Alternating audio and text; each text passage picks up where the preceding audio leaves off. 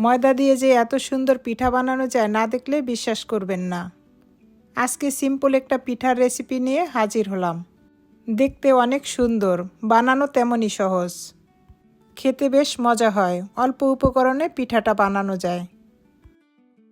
আশা করি আমার এই রেসিপিটা আপনাদের কাছে ভালো লাগবে। আমার এই রেসিপিটা যদি সামান্যটুকু আপনাদের ভালো লেগে থাকে তাহলে ফ্রেন্ড ফ্যামিলির সাথে শেয়ার করে দিবেন। আর আমার চ্যানেলটাকে সাবস্ক্রাইব করে রাখবেন আর বেল বাটনটা অন করে রাখবেন। এরকম নিত্য নতুন রেসিপি দেওয়া মাত্র আপনার কাছে পৌঁছে যাবে। আর কথা না বাড়িয়ে মূল রেসিপিতে চলে যাই।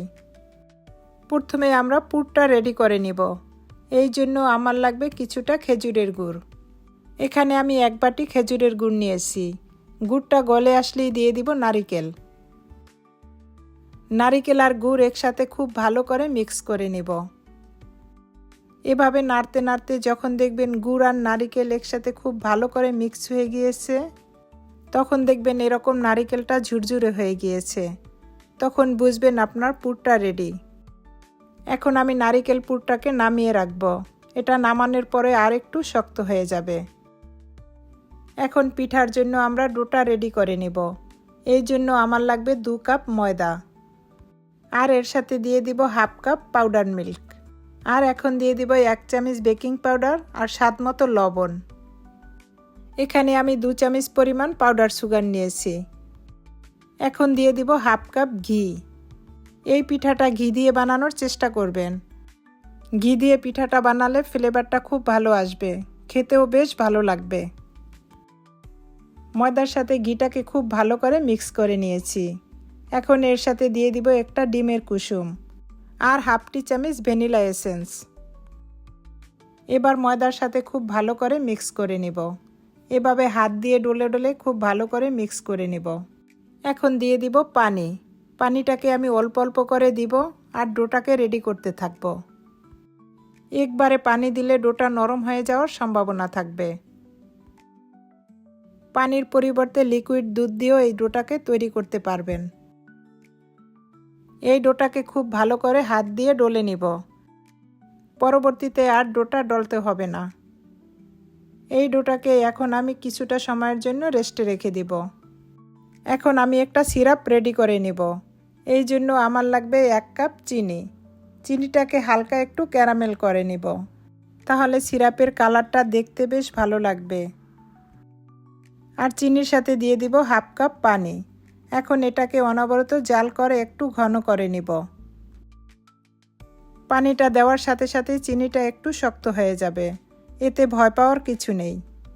একটু সময় জাল করলেই চিনিটা গলে যাবে। এই সিরাপটা খুব বেশি ঘন করার দরকার নেই। একটু আঠালো হলেই সিরাপটা নামিয়ে নিব। এই পর্যায়ে আমার সিরাপটা একদম রেডি। এখন এটাকে আমি নামিয়ে রাখব। এবার আমি পিঠাটা বানিয়ে দেখাবো। প্রথমে একই মাপের ছোট ছোট কয়েকটা লেচি কেটে নিব। এভাবে একই সমান লেচি কেটে নিলে প্রতিটা পিঠা একই সমান হবে। এভাবে আমি একই সমান সব লেচিগুলো করে নিয়েছি। আগে থেকে যে নারিকেলের পুরটা আমি রেডি করে রেখেছি, সেই পুরটাকেও এখন আমি একই মাপের ছোট ছোট লেচি করে নেব। এতে করে পিঠাটা বানাতে খুব সুবিধা হবে। দেখুন আমি একই সমান সবগুলো করে নিয়েছি। এখন আমি যেই মোল্ডে পিঠাগুলো বানাবো সেই মোল্ডগুলোতে তৈল ব্রাশ করে নিব। তৈল ব্রাশ করে নিলে পিঠাগুলো মোল্ড আউট করতে খুব সুবিধা হবে।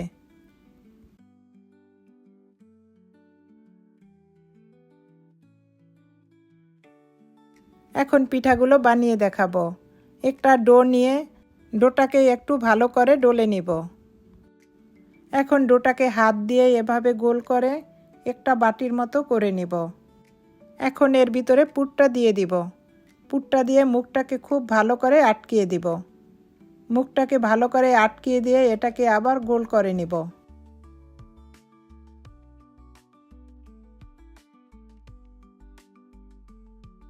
এভাবে গোল করে নিয়ে এটাকে বাটির উপরে বসিয়ে হাত দিয়ে চেপে নিব।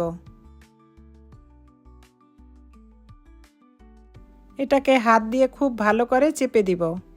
চেপে দিয়ে এর উপরে একটা ডিজাইন করে নিব। আমি এভাবে ছোট ছোট দাগ করে একটা ডিজাইন করে নিব। এই ডিজাইনটা করার পরে পিঠাটা দেখতে বেশ ভালো লাগবে।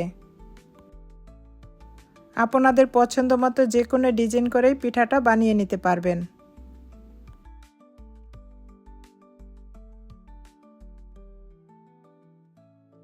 তবে এই পিঠাটা এরকম ডিজাইন করে বানানোর পরে পিঠাটা দেখতে আরও বেশি সুন্দর লাগে।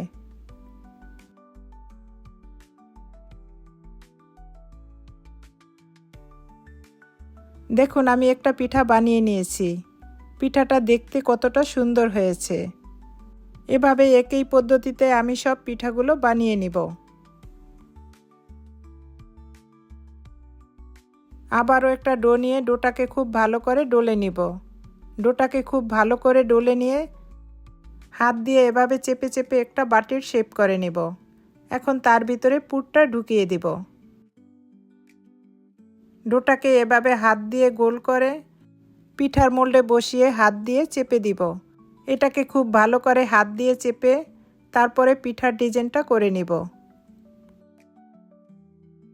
একই নিয়মে আমি সব পিঠার ডিজাইনগুলো করে নিব। এভাবে পিঠের ডিজাইনগুলো করলে পিঠাটা দেখতে বেশ ভালো লাগবে। এই পিঠাটা শুধু দেখতেই সুন্দর না, এটা খেতেও বেশ টেস্টি।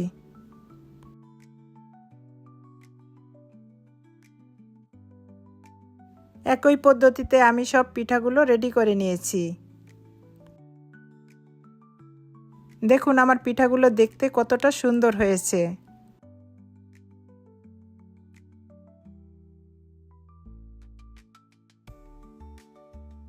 পিঠাগুলো বেকিং ট্রেতে তুলে এর উপরে একটু ডেকোরেশন করে নিব।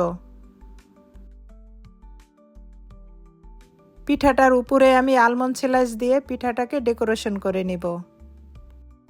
এটা একদমই অপশনাল, তবে দিলে দেখতে যেমন ভালো লাগবে খেতেও তেমনই ভালো লাগবে। এখন একটা চপস্টিকের সাহায্যে এভাবে একটু ছিদ্র করে নিব।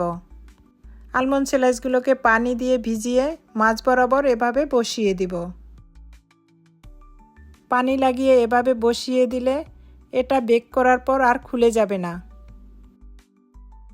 একই পদ্ধতিতে আমি সব পিঠাগুলোর উপরে আলমন্ড স্লাইস দিয়ে দিব।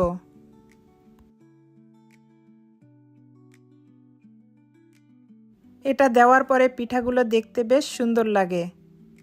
এখন আমি এই পিঠাগুলো বেক করে নেব। এটাকে 180 ডিগ্রি সেলসিয়াসে 20 মিনিটের জন্য বেক করতে দিব। 20 মিনিট পরে আমি ফিরে এলাম।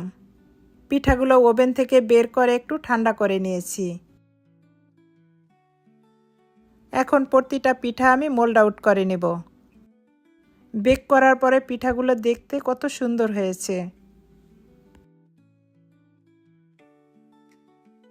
এবার আমি যেই সিরাপটা রেডি করে রেখেছি সেই সিরাপটা এখন পিঠার উপরে দিয়ে দিব। আমি একটা ব্রাশের সাহায্যে সিরাপটা পিঠার গায়ে লাগিয়ে দিব। এভাবে না লাগিয়ে সিরাপের ভিতরেও ভিজিয়ে নিতে পারবেন। যারা একটু মিষ্টি বেশি পছন্দ করেন তারা সিরাপের ভিতরে ভিজিয়ে পিঠাটা খেতে পারবেন।